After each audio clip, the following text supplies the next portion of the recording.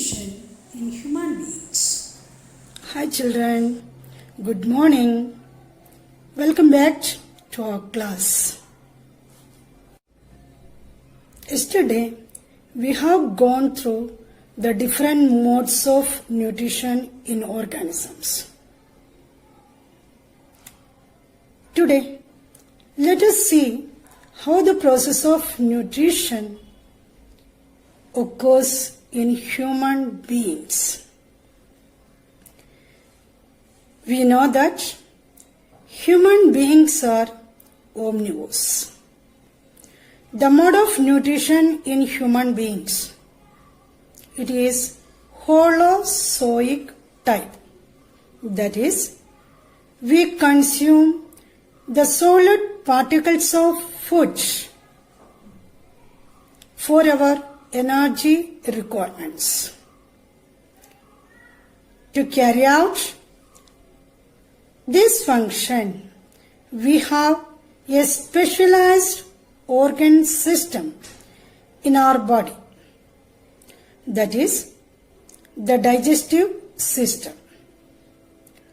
The digestive system consists of a group of organs and the associated glands that helps in digestion. Actually, it consists of a very long canal, that is the alimentary canal or the digestive tract, through which the food passes during the process of nutrition or digestion. Now, let us see what are the organs and the glands that take part to complete the process of nutrition in human beings. Children, this is the digestive system in human beings. You can see here a long tract which is called here and extends like this. This is the alimentary canal, a very long tract around 8 meters length that is located in our body. This alimentary canal, along with the associated glands, that is, here you can see the liver, here the pancreas, and inside our buccal cavity we can see salivary glands. This digestive tract, along with these digestive glands, performs the various steps during the process of nutrition. Now let us see what are the different steps that occurs during the process of nutrition. Here you can see the alimentary canal. It starts from the mouth and ends with the anus.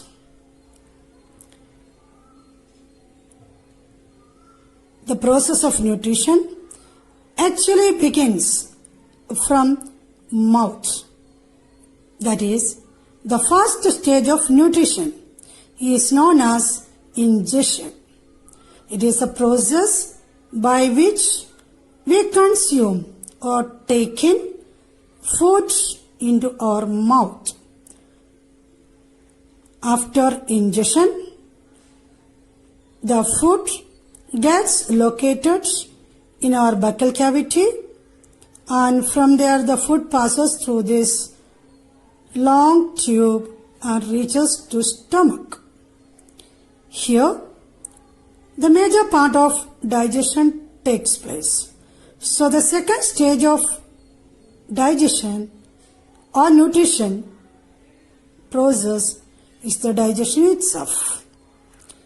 After digestion, the digested foods is getting absorbed in the small intestine, and that step is known as absorption, followed by the assimilation. Assimilation means the digested foods is getting transported to the various parts of our body through the blood. And the fifth stage in nutrition is the removal of the undigested foods from our body, and that is known as digestion. And the part of the digestive system that help for this is the rectum and anus. Thus, the nutrition process begins from our mouths and ends with anus. Now, let us go in detail to each part of our digestive system. What is its function, or what is the fate of the foods inside our digestive system? Let us see that in detail. Children, this is the in vitro position of digestive system inside our body. That is, how the digestive system is placed or located in our abdominal cavity. Here you can see the membranous partition that is known as the diaphragm, which separates our abdominal cavity from the thoracic cavity. In the abdominal cavity, here you can see the stomach, which extends as a highly coiled tubular structure, which is the small intestine, and the small intestine continues as a large intestine, and which proceeds to the rectum and opens out by the anus. So this is the actual location of the digestive system in our body. Now, let us start with the first part of alimentary canal, that is the mouth. The mouth is a slit-like opening situated at the frontal lower region of our head. The mouth is bounded by the upper and lower lips. The lips helps to hold the food inside the mouth. The mouth leads to the second part of the alimentary canal, that is the buccal cavity. It's an open space bounded at its roof by the palate and bottom by the tongue and the throat, and the lateral sides by the cheeks. So once when the food enters into the buccal cavity, it is bounded in all the four sides by the cheeks as well as the palate and the throat and tongue together. And the actual process of mechanical digestion takes place in the mouth. Our teeth help in mechanical digestion by crushing the food into smaller pieces. After mechanical digestion, that is after crushing down the food gets mixed with saliva, which is secreted in our buccal cavity, and the food gets softened. And our tongue helps in pushing the food to the next part of the digestive system, that is the pharynx. Thus, the major part of mechanical digestion happens in our buccal cavity. Now food is being crushed down into smaller pieces and is passed through the next part, that is the pharynx. Actually, the pharynx, that is a funnel shaped tube which forms a common passage for the digestive tract as well as the respiratory tract. The pharynx pushes the food to the next part of the alimentary canal, that is the esophagus, which is a long tube.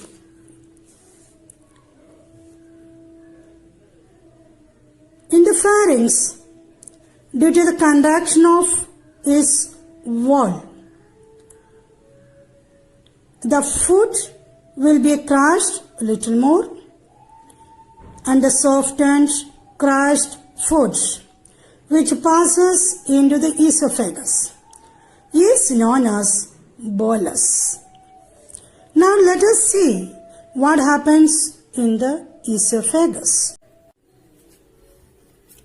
Now, before going to the details of esophagus, let us see what is the status of the foods that we have taken into our buccal cavity. As I told you, the food is getting mixed with saliva secreted by the salivary glands located in our buccal cavity. There are 3 salivary glands, that is, you can see here, one near to our ear or little bit below the ear, and one at the joining part of the lower jaw, and the third one under our tongue or below our tongue. So these are the 3 digestive glands which secrete the digestive juice, that is known as the salivary juice or saliva, into our buccal cavity.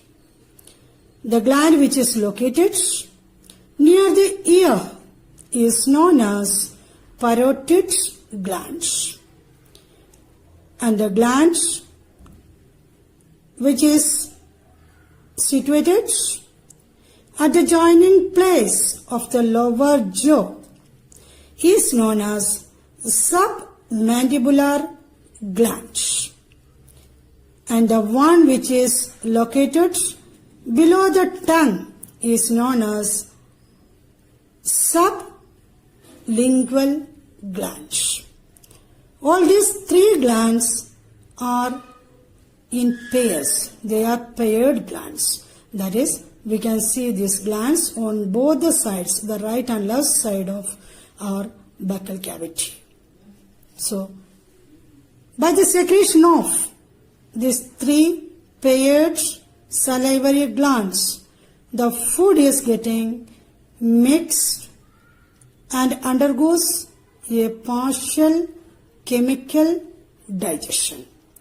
So the partial chemical digestion actually begins when the food is pushed into the pharynx and thereby to the esophagus.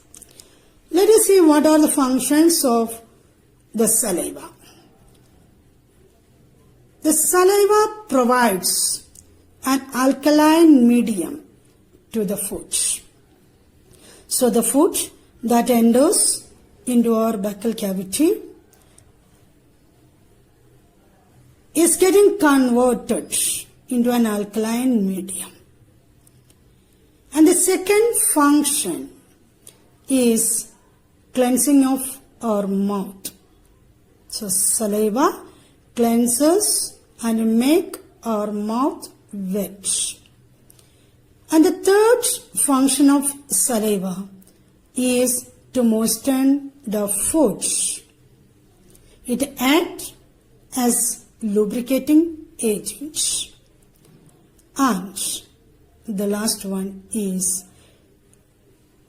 it helps in partial chemical digestion and mastication and swallowing of the food. After mixing up with the saliva, the moistened food that is in the form of a bolus is passing into the pharynx and from there to the esophagus. The next part of the alimentary canal, that is the esophagus, is a narrow muscular tube that leads to stomach. It's having a length of 25 centimeters. In esophagus, the food is pushed towards the stomach by the alternate contraction and relaxation of its wall. This rhythmic contraction and relaxation of its wall is known as peristalsis. So, thus, by the peristaltic movement, the bolus which is being sent from the pharynx to the esophagus moves through the narrow tube of esophagus. Now let us see how the contraction and relaxation happens. Here you can see the bolus that is being sent from the pharynx to the esophagus. Here you see the wall of the esophagus underwent contraction. Here it is expanded. So now the bolus reached at this part. Now let us see what happens to this bolus the next moment. The bolus is pushed to the next part of the esophagus. You can see here, the first part, it got contracted or it underwent contraction. So the bolus reached to the next part. From there, again it is pushing forward into the next region. Thus, by the alternate contraction and relaxation of the wall of the esophagus, the food reaches the stomach. Due to this peristaltic movement, not only the food is getting moved through the esophagus, but it undergoes a certain level of mechanical digestion also. Now let us see what happens to the food that reaches to our stomach. Now, the next part of the alimentary canal is the stomach. You can see here is a J-shaped sac-like structure. It's a little bit large in size and is thick-walled muscular organ. It lies in the left upper part of our abdominal cavity. The inner wall of the stomach secretes gastric juice. The food which reaches to the stomach remains here for about 2 to 3 hours. By the time the gastric juice act on this food and convert it into chemically digested food. So the major part of the digestion happens in the stomach. The inner wall of the stomach secretes gastric juice, which contains mainly hydrochloric acid. Other than hydrochloric acid, it contains mucus, pepsin and lipase. The hydrochloric acid secreted by the inner wall of the stomach makes the alkaline foods that reaches the stomach into acidic. It also softens the foods. We know the foods which reached the stomach was mixed with salivary juices, and the hydrochloric acid stops the action of salivary amylase in the stomach.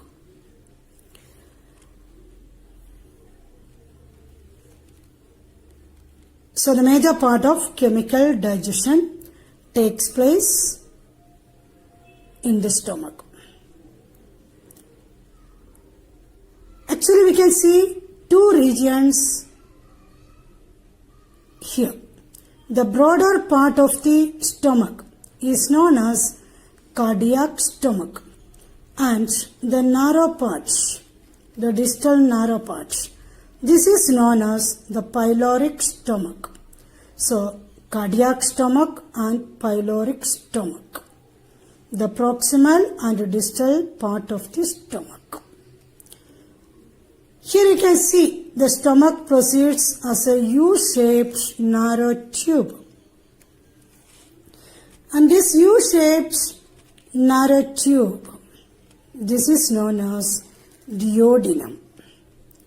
Here, again you can see, it is attached to liver, the largest gland in our body. You can see the two lobes of the liver here. There's a right lobe and the left lobe. The liver secretes the bile juice, a gastric juice, that is a digestive juice. The bile juice contains two enzymes in it, that is bilirubin and biliverdin. These enzymes helps in further chemical digestion of the foods. The bile juice liberated by the liver is getting stored in another structure that is known as the gallbladder. Here you can see the green colored structure, that is the gallbladder, which stores the bile juice. It releases the bile juice into the small intestine only whenever it is required.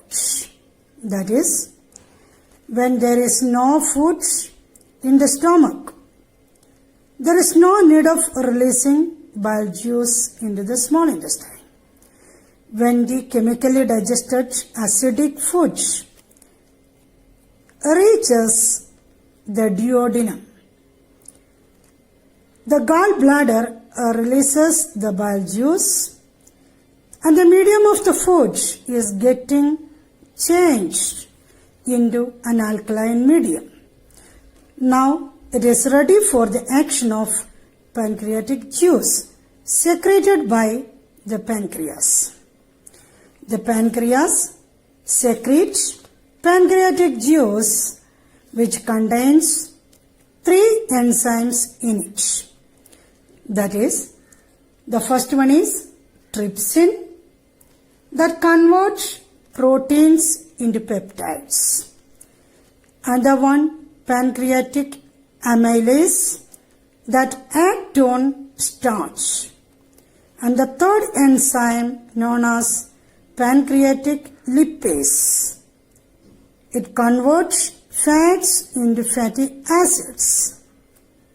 So by the combined action of pancreatic juice and the bile juice, the food is getting fully digested when it passes through the small intestine. So from the duodenum part, now the digested food enters into the small intestine. Children, you know the liver of human beings is about 1.5 kg, that is 1.5 kilogram in its weight. It's the largest gland in our body. Now let us see what happens in the small intestine after this and how the food that is digested is getting absorbed into our body. This is the small intestine. Here you can see this is the duodenum and it proceeds as a highly coiled structure consisting of again two parts. This is the proximal part, that is the jejunum, and the distal part is known as ileum. Actually, small intestine is a narrow tube which is highly coiled and enclosed in our abdominal cavity. Its length is about 6 to 7 meters in human beings. Compared to human beings or carnivores, its length is more in herbivores due to the slow digestion of cellulose in their body. The small intestine,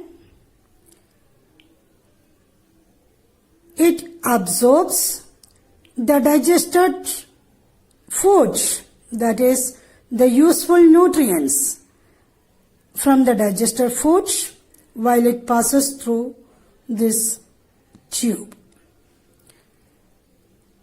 And from here, the food will be absorbed by the blood and is transported to the various parts of our body. The small intestine consists of finger-like projections in its inner wall. That is, the inner wall of the small intestine is projected as finger-like structures which are known as villi. The villi increases the surface area of absorption of nutrients. Here you can see the small intestine joins with the large intestine. This is the large intestine. At the region where the small intestine joins with the large intestine, we can see a finger-like structure, and this is the vermiform appendix, which is actually a vestigial organ in our body.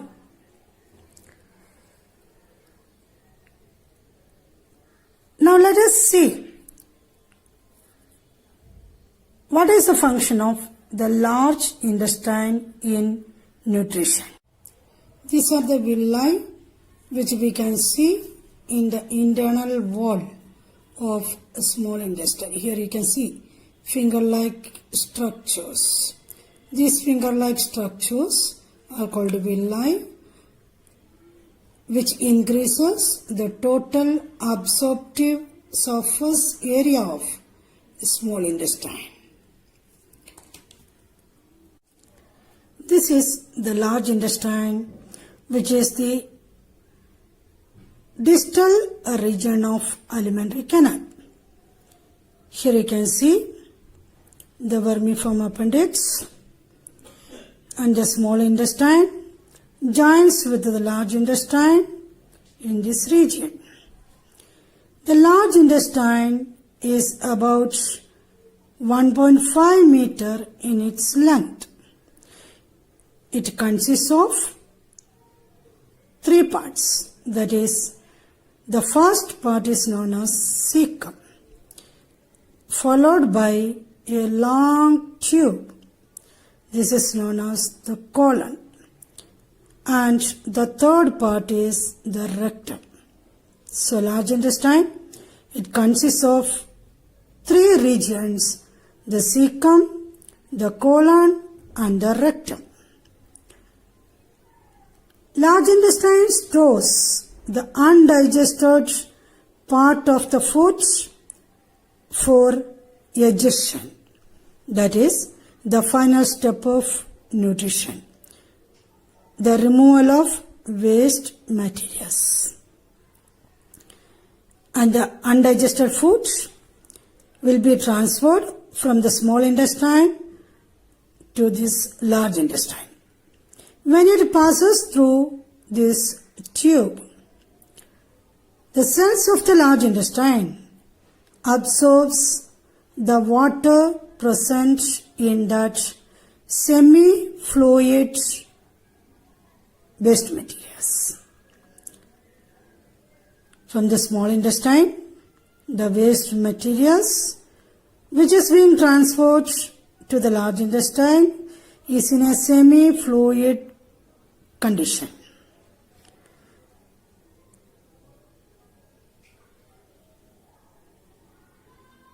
Our body requires much water content.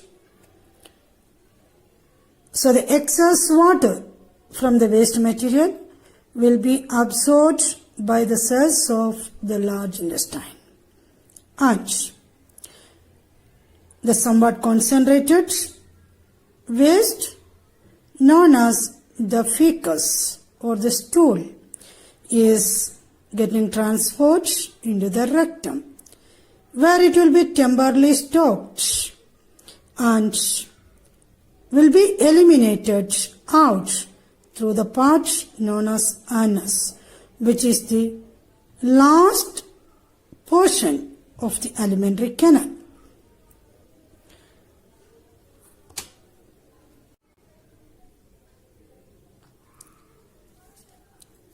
Let us once repeat the entire process of nutrition in human beings. So this is the digestive system in human body, consisting of mouth, buccal cavity, pharynx, esophagus, stomach, duodenum, small intestine, large intestine, rectum, anus, and associated glands like salivary glands, liver, and pancreas. So process of nutrition begins from the mouth. The food undergoes mechanical digestion in the buccal cavity with the help of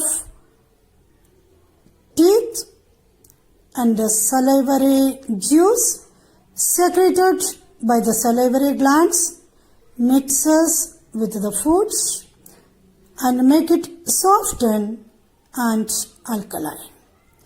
And the alkaline foods passes through the pharynx and proceeds through the esophagus and reaches the stomach.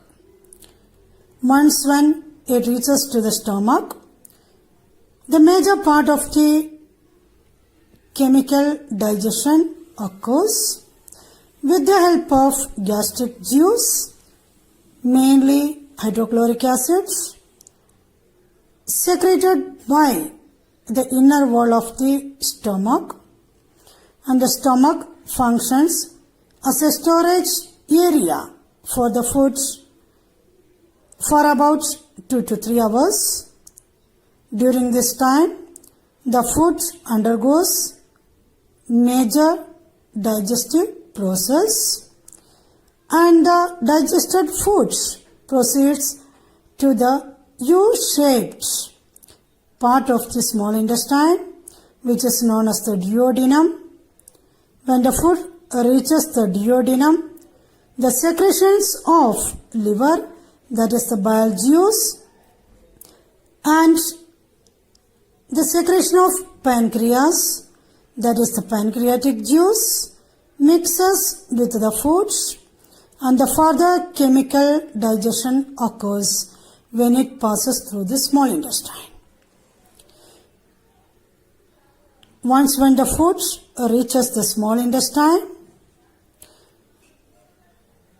the villi present on the inner wall of the small intestine absorbs the nutrients and is diffused out into the blood.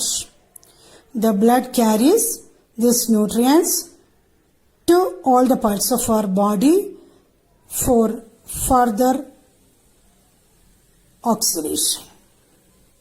That is, other than digestion, the other life processes like respiration, excretion, circulation, all that take place with the help of the absorbed nutrients that is carried to the various parts of the body. So from the small intestine, the unabsorbed part of the food, that is the waste food, waste materials of the food, that is transferred into the large intestine. While it passes through the large intestine, it absorbs the excess water from it and make it somewhat concentrated. And the final product is known as fecus or stool.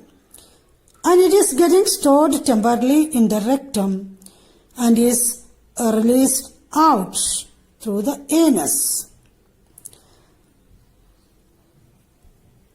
So this is the entire process of nutrition that takes place in human beings.